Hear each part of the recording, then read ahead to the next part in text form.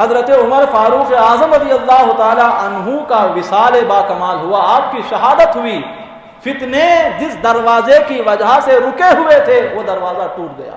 حضرت عمر فاروق اعظم رضی اللہ تعالی عنہ کے بعد سے امت میں فتنوں کا آغاز ہو گیا۔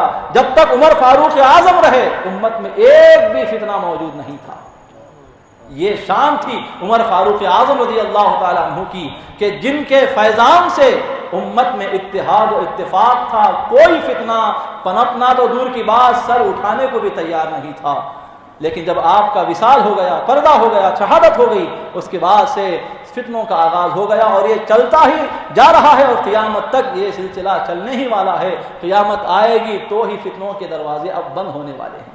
تو ایسے دور میں ہم میں سے ہر ایک کی ذمہ داری بنتی ہے کہ ہم اپنے اسلاف اور اکابرین اور جو جمہور ہیں اہل سنت و جماعت کے، ان کا دامن ہم تھامے رہیں، ان کا جو مسلک ہے، ان کا جو مشرب ہے، اس مشرب کو ہم اختیار کیے ہوئے رہیں گے، تبھی ہم ہدایت و نجات پانے والوں میں شامل ہو سکتے ہیں۔